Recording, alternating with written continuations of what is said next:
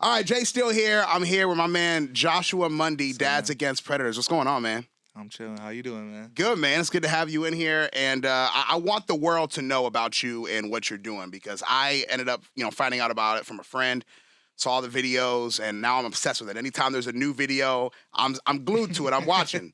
And I feel like there's still a lot of people that don't know about what you do, and it's important for them to know. So first, tell me about you. Who are you? Who's Joshua Mundy? I'm a dad, man. It's in the name of my group. It's the first name, Dads Against Predators.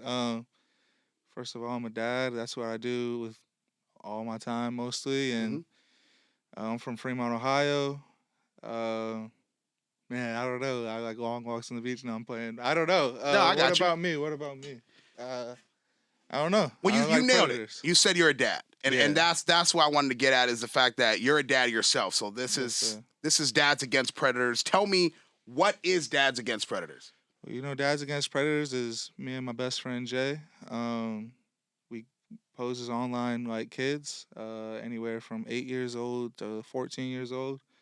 And guys want to meet us online, guys and girls. We've caught women as well. They want to meet or whatever, or they talk sexual. Sometimes they don't. And then we show up with our cameras and put them on YouTube. So how did this idea come about? Like, I mean, were you guys just sitting there eating pizza one day, like, you know what? Here's how we're gonna get popular on YouTube. But I'm sure that's not how it went. So tell how did it come about?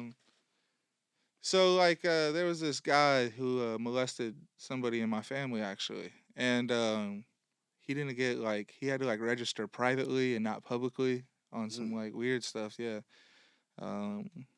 he got some backdoor way of justice, I guess. So anyways, I would go to his jobs and I'd be like, hey, this guy did this, he molested a little kid, and he would end up getting fired because I'd bring in the paperwork, the police reports and stuff like that.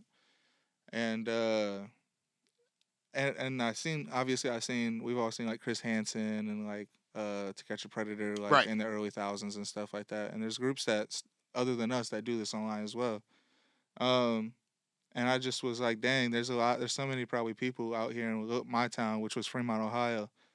And we just want to figure out we know a lot of us know predators. You heard about your cousin did something, sure, or you know them, but that not everybody knows. You know what I mean? So we wanted to be okay, I want everybody in Fremont to know who this guy is.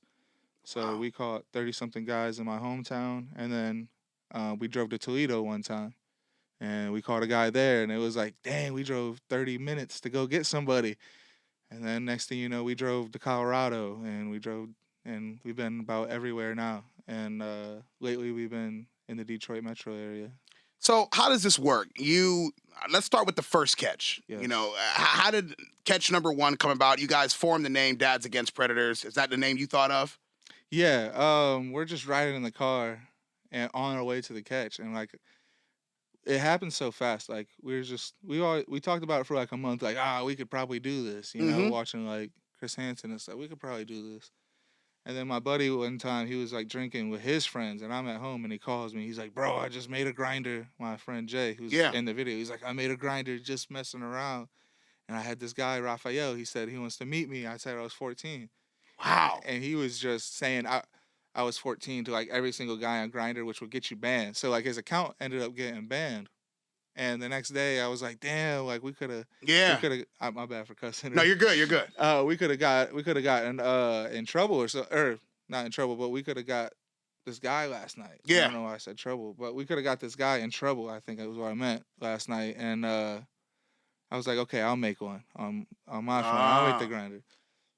Sure as heck, man. The first guy that wrote me was Raphael. No way. Yes. He came back. Yes, he came back. And we called, I wrote him for 40 minutes and met him at my local Walmart, and he ended up getting deported. Wow.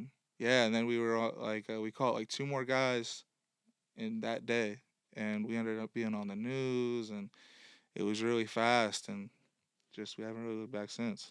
So at this point, you probably weren't expecting it to blow up. It's something that you wanted to do. How did you know you were onto something? Was there a certain catch? At this point, you're at catch number however many, and you're okay. We caught Beth. I was born in Iowa City. Don't really mean much, but I was there for like 3 months. Yeah. My family worked out there, and then we moved back to Ohio. So I'm like, we were on a road trip to Denver. I'm like, let's stop by Iowa City. So we stopped by Iowa City. We caught there, and we caught Beth. And Beth ended up going on World Star. And just like from then, like we had like 178,000 views like that day, like when we dropped Beth, and like that's when it was like, dang, this is crazy, and it's more than like just my hometown stuff. Yeah. And just and just kind of from there, a lot of like World Star started picking our videos up more and more, and man, it's hard to say like one point like where we, like I don't think we're even at that point yet, you know. I think we're still kind of getting to the point where we blow up. So talk about the end goal, I guess. Was there ever an end goal at first? Like, okay, us doing this, what we want to happen is either to expose them or we want it to lead to an arrest. Like, did you guys have a goal in mind of doing these catches? Here's what we want to happen. No, so honestly, at first, like, I'll be honest with you, man, we didn't know the laws and right. A lot of stuff like that. So our first 3, we ended up, like I said, we were on the news, and we ended up having meetings with like the police captain and the chief and everything, and a prosecutor, and we're figuring out, and a detective, and we're figuring out, okay, what can we do to make this stick or whatever. But in Ohio, the person has to be an actual minor for it to be in trouble, and not only that, there has to be sexual talk.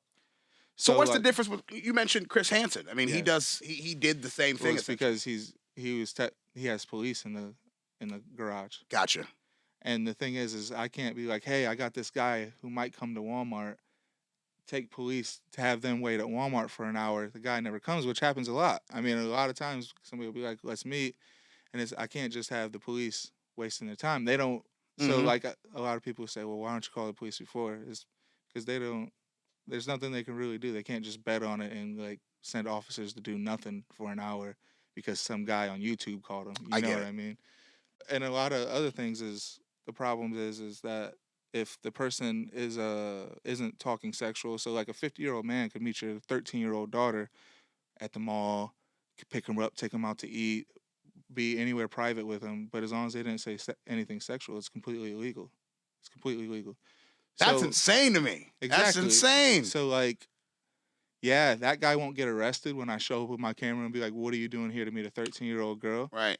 But the cops wouldn't be able to stop him at all. You know what I mean? So the cops could pull him over, and technically he didn't do anything wrong with another person's 13-year-old girl in the car. And he could go on to kill her. He could go on to do, you know what, to like point countless other things to that kid. You know what I mean? But like by law, as long as the parents haven't reported her missing, you know what I mean? Wow. It's not a crime. Yeah, I hear them say that a lot in your catches too. It's like, well, I wasn't going to do anything sexual with her. I don't care. But it's like, you know, like I don't care. Like if you were stupid enough to say you was, like that's your fault. But like you're here to meet a little kid. Yeah, period. That's weird. In general. Yeah, absolutely. How many catches are you up to right now? I think we got like 164. Wow. And we got 151 out right now. But like to organize, like I got like a phone with like all kinds of screenshots. So I got to organize those screenshots. So it's like a lot to end up posting them. Sure. Okay. So it's like a whole thing. You mentioned before the account got banned and then you had to create an account. How do you stop that from happening over and over if you're going on there saying I'm a minor? It's a good problem, you know, for like absolutely Grindr. You know what I mean? It's a good thing that Grindr does. Like it sucks for me as my job, but like because I'll have to reset iPhones, right? I'll have an iPhone and I'll download like 4 apps on it. Sure. Like let's say Whisper, Meet Me, Scout, Grindr. So, okay. One by one, those will eventually get banned by telling the wrong/right people that I'm 13. And what I mean by that is I tell somebody I'm 13 and they report me for being 13 as they should. Right. As they should. You know what I mean? But I don't like those guys technically. Right. Like I don't like the good guys, but I like the good guys. Of course. That makes sense. Yeah, absolutely. It sucks to get your account banned while you're talking. Like you could be middle of a conversation deep with a really bad guy. Yeah. But the good guy blocked you. Yeah. You know, so it's a good problem. But you just have to reset your phone completely. Wow. It's a whole thing. I have like 70 phones, not even exaggerating. So you reset the phone and then you're able to kind of create your account Yeah, back. and after so many times, those apps are pretty smart. Like if you do it, maybe reset like an iPhone 4 times or whatever, they won't let you in that grinder at all after that. They'll You know see what I mean? what's going on. Let's talk about the catches. You mentioned over 150 catches up. Yeah. I want to ask you a couple of questions. What's the most memorable catch for you? The one that, I mean, you probably will never forget any of them, but one that automatically comes to mind. Just how you said it, one that automatically comes to mind. Catch 100 Travis. Mm-hmm. He was like, I don't know, a person I knew and what I kind of considered a friend. He would get bullied in high school. Mm-hmm. I went to high school with him, and me and my friends were kind of standing up for him. He had like a stuttering problem or a speech impediment. So like we would be friends with him, and then after high school we didn't really talk to him. And then my buddy Jay got a construction job. Okay. Who happened to work with Travis, and I would like throw UFC parties and stuff like that when the UFC's around. I have my people over, and we would start inviting Travis over. And then Travis even gave me a ride to the airport to Texas to catch 55 Roy. So I mean, he knows about DAP obviously, and my buddy Jay was he was talking to my buddy's Jay decoy for a few months, and we ended up catching him. So like that was pretty crazy. Just somebody that knows me and like pretending to be my friend or something would talk to a little girl. So this entire time you thought this guy is my friend. He helps me. He knows about this. And right. You never would do such a thing. Yeah, you would never think. Has he tried to reach back out to you since? No. After that, I blocked him on everything because I think he's actually the type of person that would try to reach back out. Sure. To me, but I don't. Yeah. It would be nothing but negative energy back from me. So. Right. Wow, that's amazing. And I saw that catch as well. We're gonna include it in here. Scariest catch. So I guess the scariest catch you guys could see is Leo. There's a lot of catches that like kind of don't happen, and like weird things have happened. Like I've had a person like tell me to come to this address, and I'll knock on the door. They don't answer. Then they say, "Come in," and it's like, oh, all right. So I came in, and it's like this old timey house, and it's like there's like a bunch of like weird old pictures. It's like straight from a horror movie. And there's like a hallway, and the door is closed when we first come in, and then we leave. I'm like, this is creepy. I'm getting out of here. Yeah. You don't know what you're walking into. Right. So I leave, and then we hear like a hey, and we're like, all right, like, what do you do at that point? Yeah. So I'm like, all right, like we're here. Like this is my job. This is what I signed up for. I'm going back in. I go back in, and all of a sudden that door is open, like in this hallway. And I'm like, I'm not going through that door. Like, this is my job, but like, this is my life as well. Yeah. So like, we ended up just leaving, and it was a whole weird situation like with that place. But as far as the one you could see, I don't remember the number, but his name is Leo, and in Cleveland, we caught him at Tower City. I don't know if you're familiar. Yeah. And we're going on this parking garage, and we're 8 floors up, and there's like no more cars, and it's just empty parking garage. How'd you end up with the parking garage? He's just walking.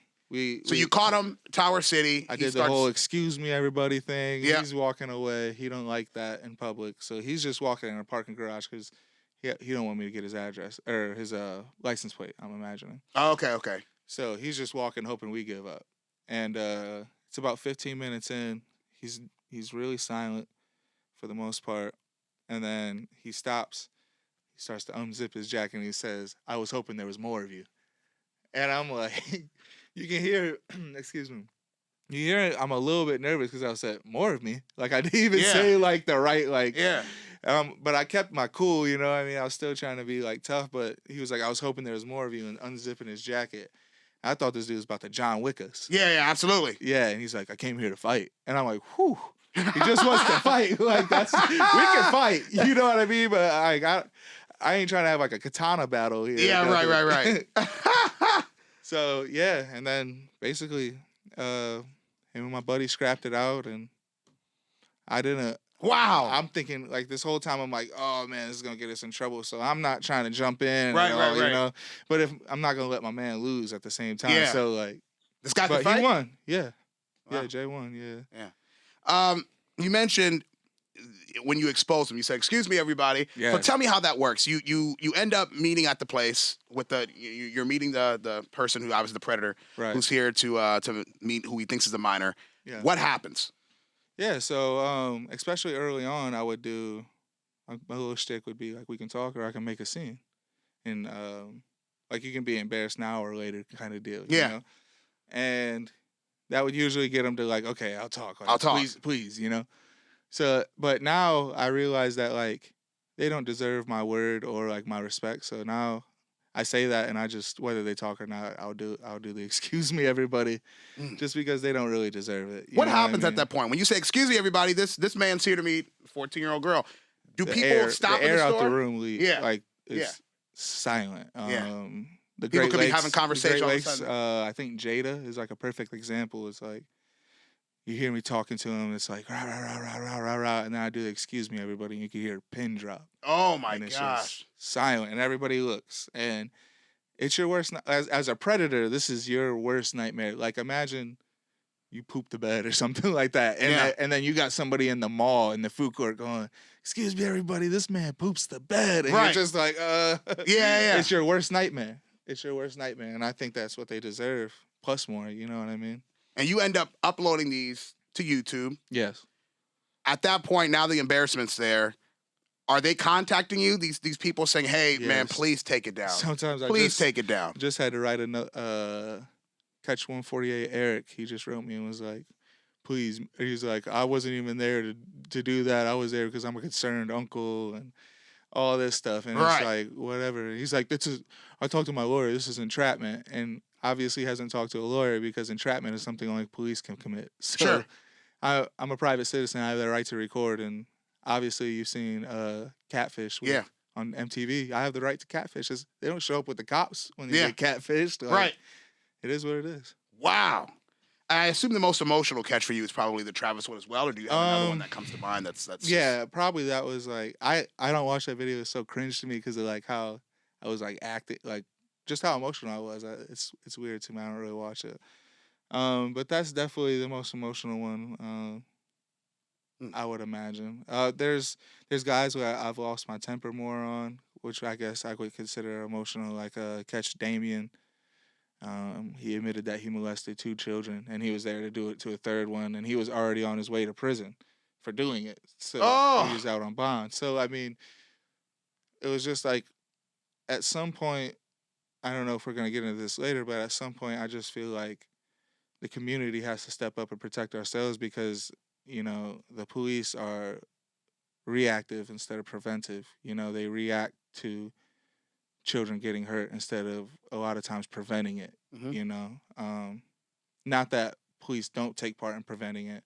I think just the pie chart is like 70% reactive and 30% preventative. Okay. You know what I mean? So I'm not coming here to be like, yeah, police don't do this at all, but I think it should definitely be a bigger part of what police do. And if the police won't do it, I think communities should stand up and do it for themselves.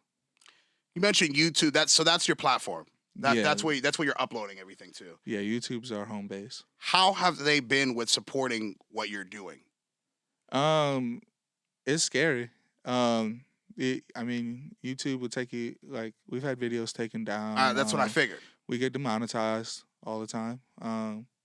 It's not really what it's for, like, to be monetized or anything, but like, I mean, they ain't took down our channel. They put our videos in suggested. We're not really shadow banned. I think they're fair. I mean, we push the limits on their rules. You know what I mean? Like I'm honest with that. We do push the limits on what's acceptable for YouTube. So I'm happy. I love YouTube. Yeah, no, I bet. Thank you, YouTube. I love you. You mentioned demonetized. Is there a reason why you can't make money off of these through YouTube? No, I won't even lie to you. Some are monetized. Okay. I don't edit out the cussing. I don't edit out vulgar descriptions. Yeah. I think this stuff is meant to be presented raw and real world because that's what it is. I don't want to sugarcoat even the interactions or my emotions towards towards it. You know what I mean? When people go like, "Well, you're cursing," and it's like, "Well, your kids shouldn't be watching this. Mhm. This is for adults." You Right. know what I mean? To be a kid's not gonna know a bad guy if they see like you'll know that guy if you see that guy at Kroger's as an adult. You Sure. know what I mean? So it's for adults and it's adult content, I guess you should say. Uh, we talked about how somebody might contact you and ask you to take a video down. Have you Yeah. ever agreed to take one down? The short answer, no. The long answer is we called a guy with a group under me. They were called DAP 419. I'm no longer associated with them. But they called a guy that I went with and did like the lead speaking role or Sure. whatever per se. And the decoy was 15 and the dude was 19. Mhm. Still not legal. Still, the dad would probably be pissed or whatever. But I think there is a spectrum of right and wrong and evil when it comes to this stuff. He still falls on the wrong spectrum, on the wrong side of the spectrum, I should say. But I've talked to him, and he's said that he's like learned his lesson and he understands. And I'm like, well, do you really understand? And we've gone back and forth in some DMs, and he's gonna come on my podcast. I don't know if I can plug. Can I plug? Yeah, absolutely. Excuse me, everybody. Yeah. It's on the DAP channel, DAP Inc. YouTube channel.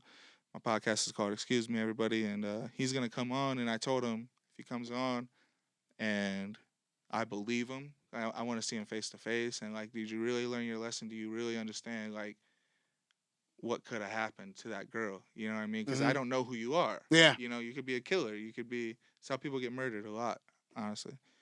And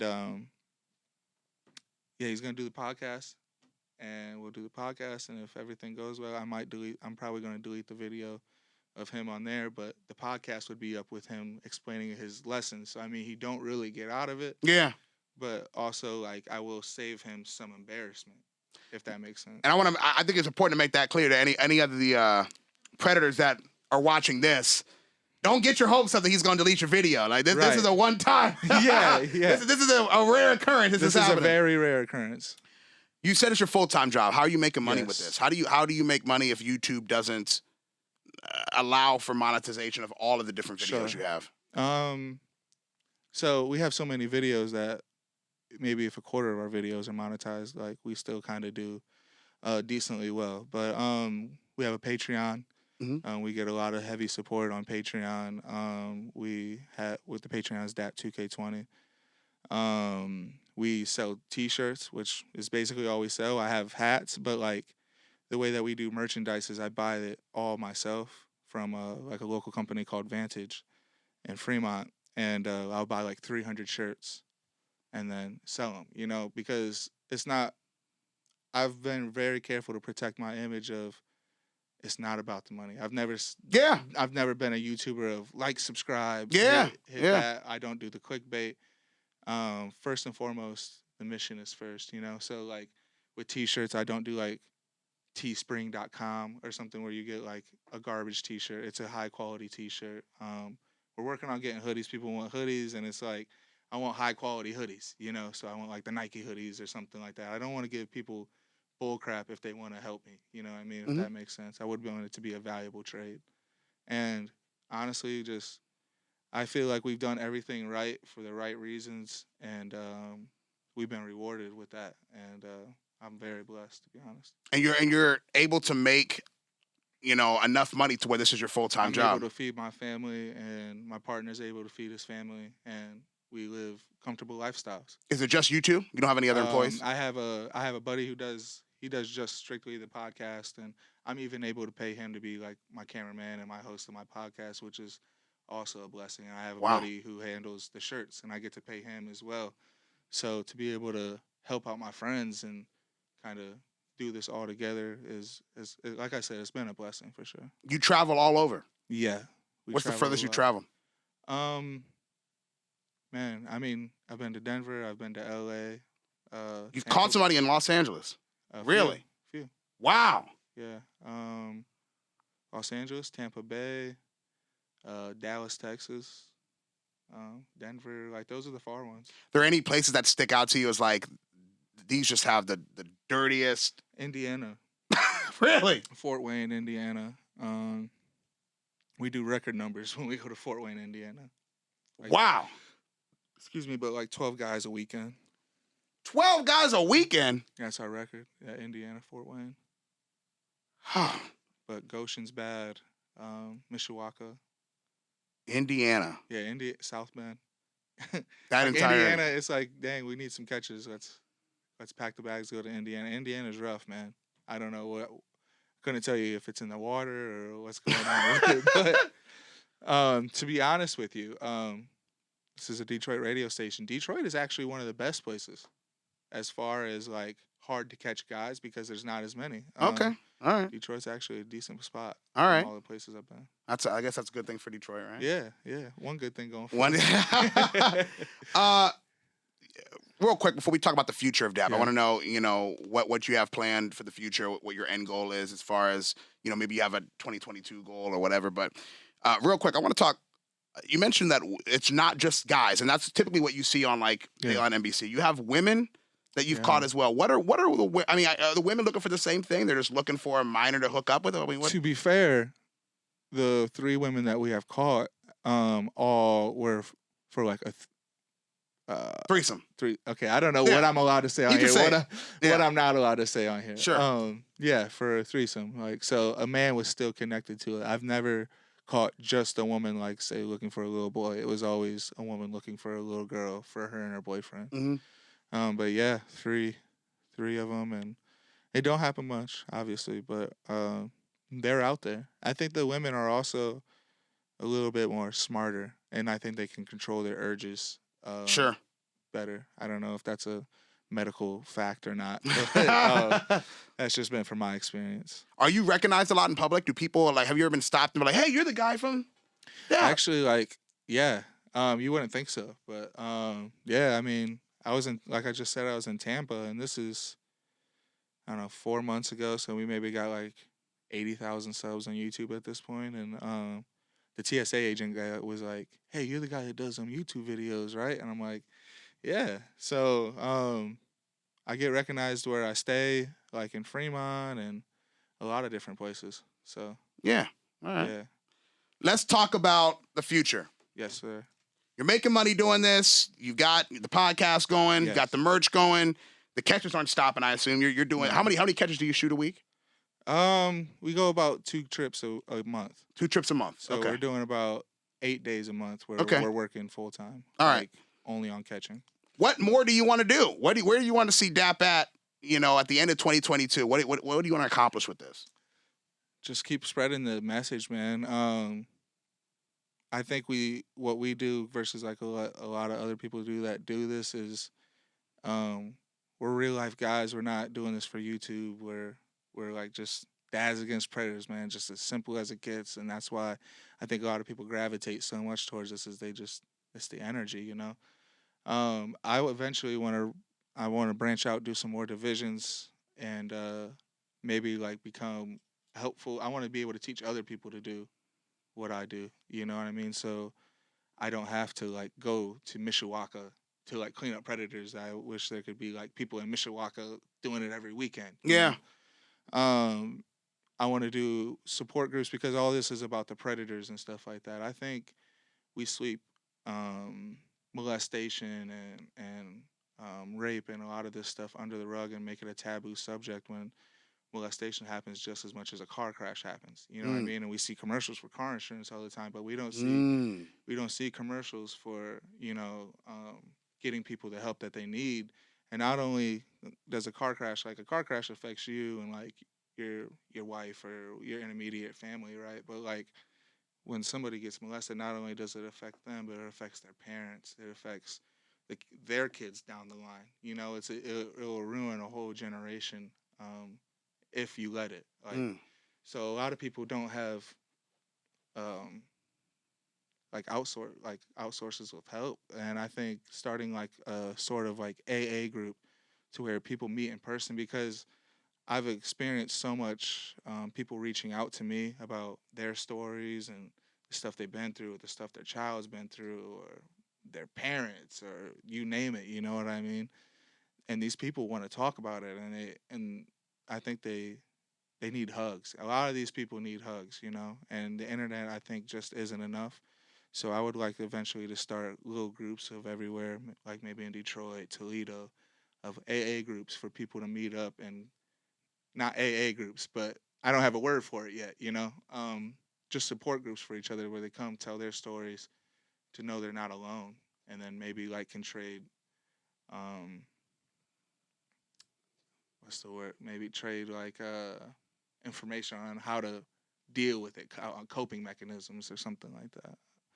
Wow. A lot of like celebrities and stuff has been reaching out lately, Wow. which has been humbling. So local guys like Dame Dot, Mm-hmm. we just did a Saw catch with that. Dame Dot, and I mean this guy's a local Detroit like legend. You know what I mean? So like there's even bigger people that I don't want to like name drop and put them out without working with them yet, but we got some cool stuff in the works. I'm working like on like with a documentary people that are shooting like a movie. Like it's not our movie, but I'm a part of it. So there's a lot of stuff in the works. So just spreading the message, you know. And I don't want to, you know, I don't want to have like a big head or anything, but like I feel like somebody needs to take charge of like this movement and be, you know, there has to be a leader to like who's talking about this stuff. I was gonna say I could see a reality TV show with this, Right. and I mean honestly, I mean the exposure that would give DAP. I can't imagine there wouldn't be a TV network out there that would be interested in what you're doing and be like, okay, we need to put this on the forefront. We've had talks with somebody crazy I could tell you off camera, but Sure. like it's it's a money thing. Mm-hmm. It's like they want to own it. Right. And that's where it gets scary because then they can tell me, well, you can't get this guy because he didn't talk sexual. Yeah. So, like we could only do it if it's against the law. You know what I mean? So like I wouldn't be able to do my full Have job your of control. what I would like to do. Absolutely. Well, plug where everybody can find you and find the videos. Yes, and YouTube, you can find us at DAP Inc. You can type in Dads Against Predators, DAP Inc. It'll put you there. Instagram DAP2K20, Patreon DAP2K20, Snapchat DAP2K20, DAP2K20 across the board if you're looking for us. I'm Joshua Mundy. Jay Carnicombe is my partner, and I gotta add the DAP Snapchat. So what do you post on that? So that's my buddy Jay runs like the DAP Snapchat. I run the Instagram. So really, we're on our way to catches, and he's recording, and he's looser than I am. Like when I'm on a catch trip, I'm tight, I'm focused, and Yeah. he listens to music, he's loose. So like his Snapchat's the fun one for sure. All right, there it is. Joshua Mundy, Dads Thank Against you, man. Predators. Can't wait to Appreciate see it. what happens with the man. Thanks so Thank much you. for stopping by. Appreciate you, bro.